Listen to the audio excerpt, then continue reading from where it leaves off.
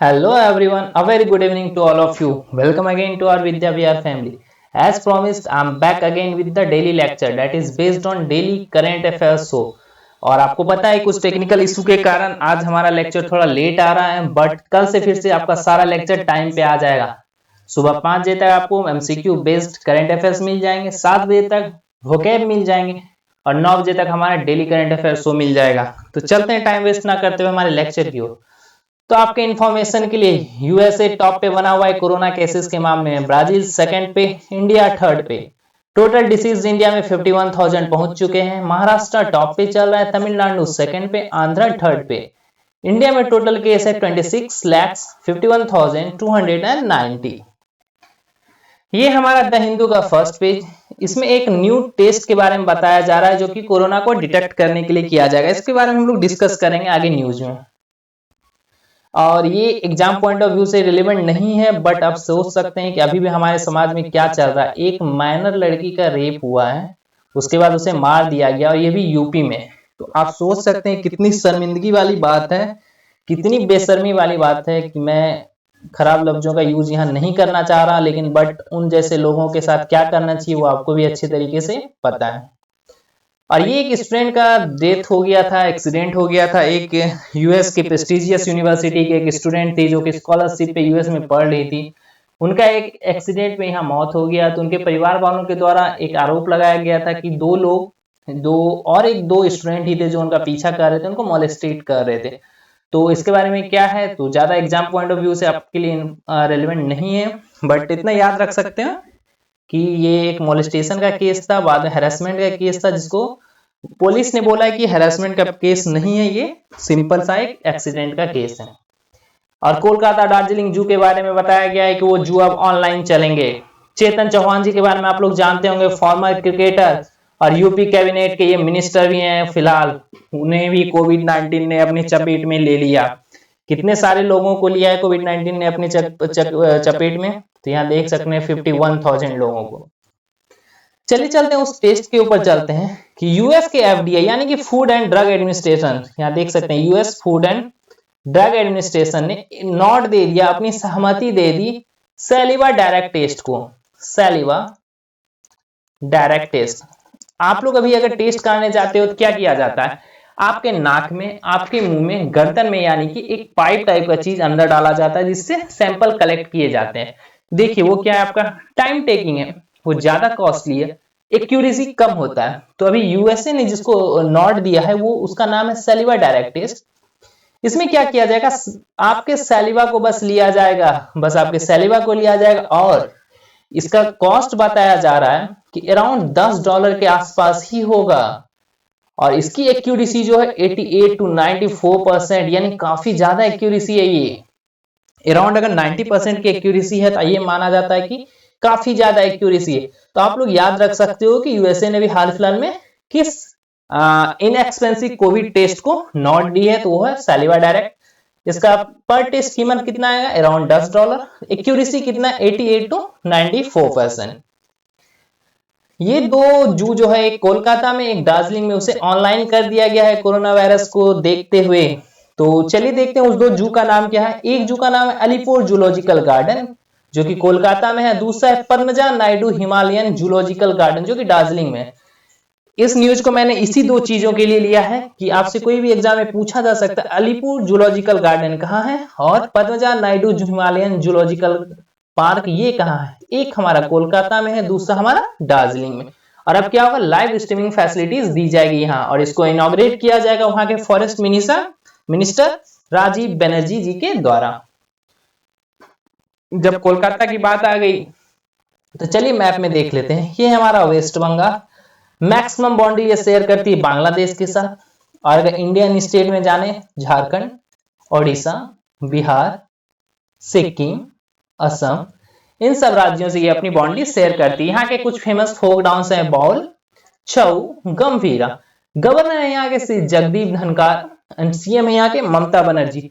और आपको पता होना चाहिए कि फ्रीडम स्ट्रगल में सबसे ज्यादा हमारे देश के जो फ्रीडम फाइटर्स हुए हैं वो कहाँ से, वेस्ट बंगाल से ही हुए हैं। वहां से सबसे ज्यादा आजादी की सबसे ज्यादा लहर जो उठती थी हमेशा वेस्ट बंगाल से ही उठती थी। इसलिए अंग्रेजों ने बंगाल का विभाजन किया था। ये एक न्यूज थोड़ा सा इंपॉर्टेंट हो सकता है क्योंकि ये कुछ भी फर्स्ट टाइम किया जा रहा है कि यमुना के ऊपर मेट्रो ब्रिज बनाया जाएगा फर्स्ट टाइम सीएलसी मेथड के द्वारा, यानी कि सीएलसी मेथड को यूज करके यमुना पे पहली बार ब्रिज बनाया जा रहा है, वो भी मेट्रो ब्रिज। ये न्यूज आप लोग याद रखिएगा कि किस मेथड का यूज किया गया है, सीएलसी मेथड का यूज किया गया है। बाकी इसमें कोई इंपॉर्टेंट न्यूज नहीं है, बट थोड़ा सा और देख लेते हैं इंफॉर्मेशन कि ये 385 मीटर अराउंड होगा जो कि downward of old Wazirabad bridge से, एंड 213 मीटर अप स्ट्रीम होगा एग्जिस्टिंग सिग्नेचर ब्रिज। ये जो वहां के लोकल हैं वो जान सकते हैं वजीराबाद ब्रिज, सिग्नेचर ब्रिज। और ये 5th metro bridge over the Yamuna on Majlis park Maujpur metro corridor, मतलब मजलिस पार्क और मौजपुर मेट्रो कॉरिडोर पे ये 5th मेट्रो ब्रिज है over Yamuna. But cantilever construction method यानी सीएलसी मेथड से बनाया जाने वाला ये फर्स्ट ब्रिज होने वाला है। सीएलसी मेथड क्या होता है, ये रहा 2 ब्रिज, पिलर के द्वारा इसे खड़ा किया जाता है, उसके बाद इसको जोड़ते जाया जा रहा है। देख रहे हैं यहाँ पे जोड़ते जाया जा रहा है, हर एक पार्ट को ला के इससे ऐड करते जाया जा रहा है। तो आप देख सकते हैं इसको, इसी को बोलते हैं हम लोग सीएलसी मेथड यानी कि कैंटिलीवर कंस्ट्रक्शन मेथड। एक और न्यूज है, काफी इंपॉर्टेंट न्यूज है। कुछ दिन पहले आप लोगों ने देखा था 17th ग्रैंड प्रिक्स में हैमिल्टन को पिछाड़ दिया गया था वर्स्टैपेन के द्वारा, बट इस बार हैमिल्टन ने बाजी मार ली है, और वो भी किस चीज में, स्पेनिश ग्रैंड प्रिक्स में। स्पेनिश ग्रैंड प्रिक्स में हैमिल्टन जो कि मर्सिडीज के ड्राइवर हैं, इन्होंने फर्स्ट स्थान हासिल किया है। दूसरी स्थान पे इस बार वर्स्टैपेन चल गए हैं जो कि रेडबुल के हैं, और थर्ड स्थान पे बोटास मर्सिडीज के कायम है। आप सोच सकते हैं कि हैमिल्टन एक मैच में पीछे हुए थे, बट उन्होंने फिर से अपना तमगा जो होता है, बोलते हैं ना कि किसी को फर्स्ट करने की आदत हो जाती है, उन्होंने अपने उस पोजीशन को हासिल कर लिया। और ये उनका 88th फॉर्मूला 1 कैरियर विक्ट्री है। 88, ये याद रख सकते हो लेविस हैमिल्टन ने कितना बार फॉर्मूला 1 की विक्ट्री हासिल की है, तो ये 88th टाइम है। चलते हैं अब ऑल इंडिया रेडियो के न्यूज के ऊपर कि अटल बिहारी वाजपेयी जी का 2nd डेथ एनिवर्सरी था। उनके लिए एक पोर्ट्रेट को लॉन्च किया गया जो कि हमारे प्राइम मिनिस्टर जी के द्वारा, प्रेसिडेंट रामनाथ कोविंद जी के द्वारा, डिफेंस मिनिस्टर राजनाथ सिंह जी के द्वारा, ये सभी लोग वहां पे मौजूद थे। और ये कहाँ किया गया, अटल बिहारी की समाधि स्थल सदैव अटल। ये याद रख सकते हो कि अटल बिहारी वाजपेयी की समाधि स्थल कहाँ है, सदैव अटल, जो कि नेशनल कैपिटल में है। वहां पे क्या लॉन्च किया गया, एक पोर्ट्रेट लॉन्च किया गया, अनवेल किया गया, जो कि हमारे राष्ट्रपति जी के द्वारा और वाइस प्रेसिडेंट जी के द्वारा, प्राइम मिनिस्टर जी के द्वारा और डिफेंस मिनिस्टर, इन सब के प्रेजेंस में एक पोर्ट्रेट उनके लिए लॉन्च किया गया। यहाँ पे अमित शाह जी के द्वारा भी काफी अच्छी अच्छी बातें बोली गई है अटल बिहारी वाजपेयी जी को। आपको पता होना चाहिए कि अटल बिहारी वाजपेयी जी को भारत रत्न भी मिला हुआ है। और मिस्टर शाह ने, अमित शाह ने उनको याद करते हुए बोला कि सर्व शिक्षा अभियान, प्रधानमंत्री ग्राम सड़क योजना, नेशनल हाईवे डेवलपमेंट प्रोजेक्ट, और इसके साथ साथ Kargil victory, Pokhran nuclear test, ये सब जो है अटल बिहारी वाजपेयी जी के कुछ एक ऐसे काम हैं जिनके लिए उनको दुनिया हमेशा याद रखेगी, खासकर भारत तो उनको कभी भूल नहीं सकता, कारगिल विक्ट्री और पोखरण न्यूक्लियर टेस्ट के लिए। तो यहाँ पर इंपॉर्टेंट ये है कि अटल बिहारी वाजपेयी जी की समाधि स्थल कहाँ है, सदैव अटल। तो चलिए जान लेते हैं कुछ और इंपॉर्टेंट लोगों के समाधि स्थल के बारे में। महात्मा गांधी के समाधि स्थल है राजघाट, लाल बहादुर शास्त्री विजय घाट, चौधरी चरण सिंह जो कि भूतपूर्व प्राइम मिनिस्टर थे किशन घाट, राजीव गांधी वीर भूमि, जवाहरलाल नेहरू शांतिवन दिल्ली, इंदिरा गांधी शक्ति स्थल, ये सब इनका समाधि स्थल है। आपको थोड़ा सा ध्यान में रखना चाहिए, खासकर कुछ एक प्रोमिनेंट लीडर के जिनको इंडिया हमेशा याद करती है। नेक्स्ट न्यूज की ओर चलते हैं। ये रेलवे के द्वारा क्लेम किया जा रहा है, रेलवे के द्वारा बोला जा रहा है कि गरीब कल्याण रोजगार अभियान के तहत 50,000 से ज्यादा मैंडेज को जनरेट किया गया है इंडियन रेलवे के द्वारा। और ये बस 6 स्टेट के बारे में बोला जा रहा है कि बस 6 स्टेट में इन्होंने 50,000 मैंडेज को जनरेट किया है गरीब कल्याण रोजगार अभियान के द्वारा। और वो स्टेट हैं बिहार, झारखंड, मध्य प्रदेश, ओडिशा, राजस्थान एंड उत्तर प्रदेश। तो चलिए थोड़ा सा एक इसका बैकग्राउंड न्यूज देख लेते हैं कि गरीब कल्याण रोजगार अभियान क्या है। तो गरीब कल्याण रोजगार अभियान को एक इनिशिएटिव था जो कि गवर्नमेंट ऑफ इंडिया का था, कोविड-19 के इंपैक्ट को कम करने के लिए था, उसको टैकल करने के लिए था। अब क्या था, इसको अच्छी तरीके से समझते हैं। आपको पता होना चाहिए कि सारे माइग्रेंट वर्कर मैक्सिमम जो थे इन्हीं 6 स्टेट से थे। वो 6 स्टेट क्या क्या है? Bihar, UP, MP, Rajasthan, Odisha, Jharkhand. इन 6 स्टेट के सबसे ज्यादा माइग्रेंट वर्कर्स थे। इन 6 और जैसे ही कोरोना का लॉकडाउन स्टार्ट हुआ, ये लोग क्या किए, पैदल ही अपने घर की ओर निकल गए, क्योंकि ये जहां रहते थे वहां इन्हें भूखे मरने की हालत हो गई थी। तो जब ये अपने घर आ गए, इनके पास रोजगार नहीं है, खाने के लिए पैसे नहीं है, घर में हालत खराब है, तभी ये लोग बाहर गए थे कमाने के लिए। तो इन लोगों को सपोर्ट देने के लिए गरीब कल्याण रोजगार अभियान चलाया गया, जिसके तहत 125 डे का एम्प्लॉयमेंट दिया जाएगा 6,70,000 माइग्रेंट वर्कर्स को। यही था हमारा गरीब कल्याण रोजगार अभियान का मेन इनिशिएटिव, और इसको लॉन्च किया गया था 20 जून 2020 को, जिसका इनिशियल फंडिंग था 50,000 करोड़। 50,000 करोड़ इसका इनिशियल फंडिंग था, जिसका एम था 125 डे का एम्प्लॉयमेंट, कितना 6,70,000 माइग्रेंट वर्कर्स को। और ये कितने स्टेट को कवर करता है? 6 स्टेट को कवर करता है। वही रेलवे के द्वारा क्लेम किया गया कि इन 6 स्टेट में 50,000 मैंडेज का वर्क इंडियन रेलवे के द्वारा जनरेट किया गया। कब तक? टिल 14 अगस्त।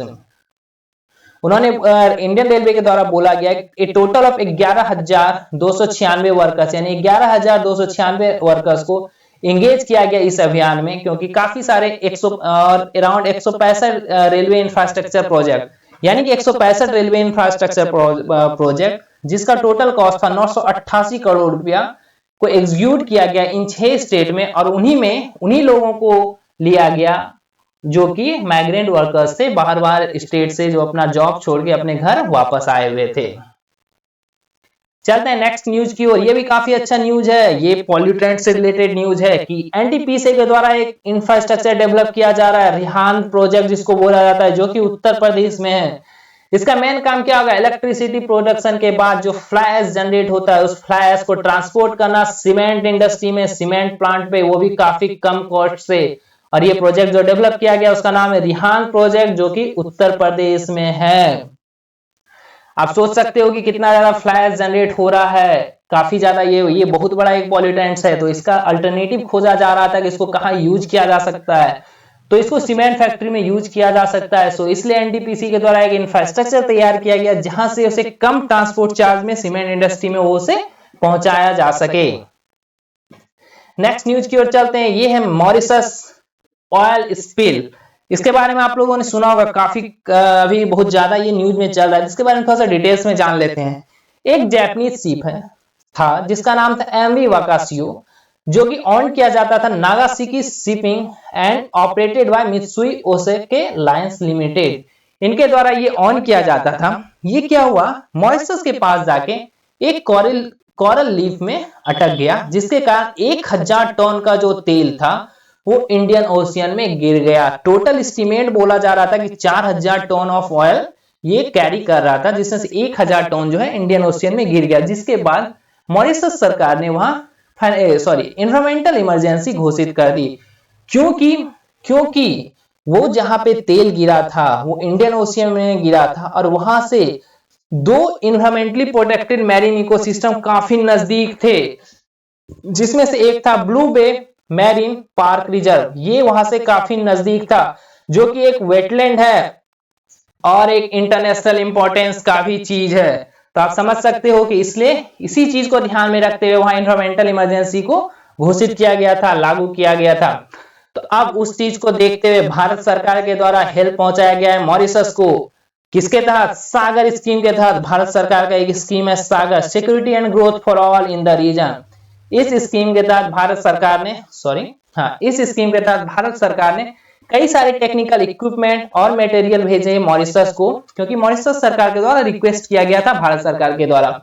न्यूज क्लियर हो गया क्या था मॉरिशस ऑयल स्पिल, ये क्लियर हो गया। अब चलते हैं सागर स्कीम क्या है। तो सागर स्कीम का फुल फॉर्म है security and growth for all in the region. और ये रीजन किसके बारे में बोला जाता है? Indian Ocean region.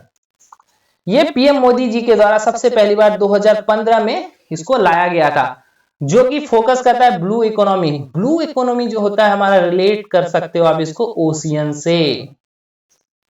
ये एक मैरीटाइम इनिशिएटिव है, जो कि प्रायोरिटी देगी इंडियन ओशियन रीजन में जितने सारे कंट्री हैं या फिर जितने सारे आइलैंड हैं उन सब में स्टेबिलिटी बनी रहे, प्रोस्पेरिटी बनी रहे, और साथ ही साथ इंडिया उन लोगों के साथ कोऑपरेट करेगी एक्सचेंज ऑफ इंफॉर्मेशन के आदान प्रदान में, कोस्टल सर्विलेंस में, इंफ्रास्ट्रक्चर को बिल्ड करने में और उनकी कैपेबिलिटीज को इंक्रीज करने में, साथ ही साथ इकोनॉमिक एंड सिक्योरिटी कोऑपरेशन भी बढ़ाएगी। और ये सब होगा हमारे इंडियन ओशियन के आसपास वाले कंट्री या फिर आइलैंड में। तो चलिए थोड़ा सा मैप में शेयर कर लेते हैं वहां की। ये है हमारा प्यारा भारत और ये रहा हमारा इंडियन ओशियन, देख सकते हो पूरा ये रहा इंडियन ओशियन। चलिए मॉरिशस को भी देख लेते हैं। तो मॉरिशस को एकदम नीचे आइए आप, भारत से एकदम नीचे आ जाइए। ये रहा आपका मॉरिशस, एक छोटा सा आइलैंड है। इसी के आसपास हमारा ऑयल स्पिल हुआ है जो कि जैपनीज शिप के द्वारा हुआ है। जापान के तरफ से माफी भी मांगी गई है मॉरिशस से, बट ये एक इन्वायरमेंटल आप बोल सकते हो कि बहुत बड़ी ट्रेजेडी है। ऑयल स्पिल एक काफी बड़ी ट्रेजेडी हो सकती है, और खासकर जब बायोस्फीयर रिजर्व वहां से पास हो। तो आपने देखा कि यहाँ मॉरिशस मैडागास्कर के एकदम ठीक पास और इंडियन ओशियन में, और इंडियन ओशियन में आने वाले सभी आइलैंड या कंट्री को भारत सरकार सागर स्कीम के तहत अपना कोऑपरेशन प्रोवाइड करती है। चलते हैं न्यूज के ऊपर वापस। अब हमारा जो नेक्स्ट न्यूज है वो है ब्रिक नेशन से रिलेटेड। न्यूज में जाने से पहले हम लोग जानते हैं ये ब्रिक नेशन क्या होता है। तो चलिए देखते हैं ये ब्रिक क्या है। ब्रिक में है बी फॉर ब्राजील,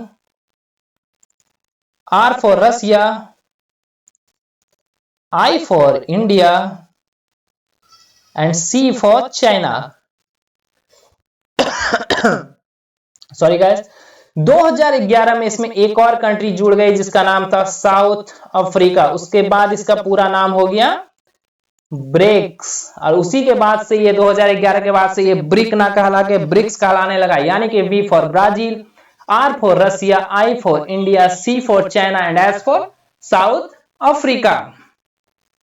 तो अभी हाल फिलहाल में कुछ एक मीटिंग हुआ है जो कि जिसको आप बोल सकते हो fourth meeting of the BRICS anti drug working group, जो कि रिसेंटली हेल्ड हुआ है। कौन सी मीटिंग, कौन सा एडिशन, फोर्थ मीटिंग बोल सकते हो आप किसका, ब्रिक का एंटी ड्रग वर्किंग ग्रुप का, जो कि जिसका मेन फोकस है मिसयूज ऑफ डार्कनेट को कम करना और एडवांस टेक्नोलॉजी का ड्रग ट्रैफिकिंग के लिए। मतलब जिसका मेन एम है कि ड्रग ट्रैफिकिंग को कम करना, ड्रग ट्रैफिकिंग के लिए जो डार्कनेट या फिर एडवांस टेक्नोलॉजी का यूज होता है उन सब पे को टैकल करना, उन सब पे कंट्रोल करना। और मैंने ऑलरेडी बता दिया कि इसका ग्रुप कौन कौन है, Brazil, Russia, China, South Africa and India. आपको एक चीज थोड़ा सा नॉलेज रखना चाहिए कि पारसी न्यू ईयर को क्या बोला जाता है। उसे बोला जाता है नवरोज। नवरोज को बोला जाता है पारसी न्यू ईयर।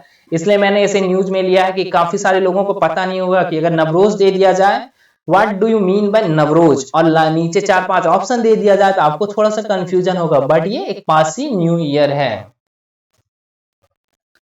और इससे रिलेटेड कुछ खास न्यूज नहीं है। President, vice president, prime minister दी के द्वारा कंट्री को ग्रीट किया गया नवरोज के उपलक्ष्य पे। ये प्राइम मिनिस्टर जी आए सब मंच पे और कुछ नया स्कीम लॉन्च ना करें, ऐसा तो कभी हो ही नहीं सकता। 15 अगस्त के स्पीच पे, इंडिपेंडेंस डे के स्पीच पे उन्होंने नेशनल डिजिटल हेल्थ मिशन नाम के एक स्कीम को अनवील्ड किया है, जिसके तहत प्रत्येक भारतीय को एक आधार कार्ड जैसा एक आईडी प्रदान किया जाएगा, जिसको बोला जाएगा हेल्थ आईडी। और अभी फिलहाल ये एक पायलट प्रोजेक्ट के तहत 6 यूनियन टेरिटरीज में लागू किया जाएगा, और वो 6 यूनियन टेरिटरीज है चंडीगढ़, लद्दाख, दादरा नगर हवेली, दमन and Diu, Puducherry, Andaman and Nicobar island and Lakshadweep. ये 6 यूनियन टेरिटरीज में भी पायलट प्रोजेक्ट की तरह लॉन्च किया जाएगा। अगर ये सक्सेस हुआ तो उसके बाद इसे ऑल ओवर द कंट्री में लॉन्च किया जाएगा। और ये हेल्थ आईडी से रिलेटेड जितना काम है उसको कौन ध्यान में देगा, नेशनल हेल्थ अथॉरिटी ध्यान में देगी, जिसका मेन काम था इंप्लीमेंटेशन ऑफ आयुष्मान भारत प्रधानमंत्री जन आरोग्य योजना, जिसके इंप्लीमेंटेशन के लिए नेशनल हेल्थ अथॉरिटी का गठन किया गया था।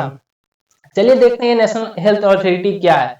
ये एक एपेक्स बॉडी है जिसका मेन काम है इंडिया के flagship public health scheme Ayushman Bharat को इंप्लीमेंट करना, वो भी नेशनल लेवल पे। नेशनल लेवल पे आयुष्मान भारत का इंप्लीमेंटेशन का जिम्मेदारी दिया गया था नेशनल हेल्थ अथॉरिटी को।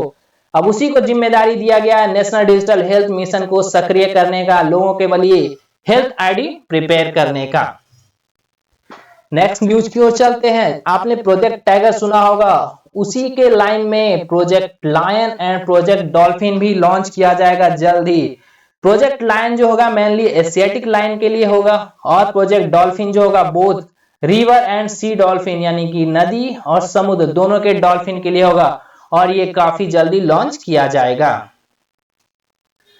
हाँ, मैंने अभी वो जो न्यूज बताया था उसी को थोड़ा सा एक्सटेंड यहाँ करते हुए मैं बता दूं कि एक आधार लायक आईडी कार्ड दिया जाएगा जिसको हेल्थ आईडी बोला जाएगा, जिससे सारा रेलिवेंट इंफॉर्मेशन है आपके मेडिकल कंडीशन का, उसके ट्रीटमेंट का और टेस्ट का, कि आपको कौन सी प्रॉब्लम है, आपने कब कौन सी टेस्ट कराई, आपको कौन सा बीमारी था, उसका क्या रिजोल्यूशन डॉक्टर के द्वारा प्रोवाइड किया गया, जिससे आप एक कार्ड को लेके पूरे इंडिया में कहीं भी जाएं, कहीं भी से भी आप उसको एक्सेस कर सकते हैं, किसी भी डॉक्टर के पास जाएं, कोई भी डॉक्टर आपके इंफॉर्मेशन को वहां से निकाल सकता है।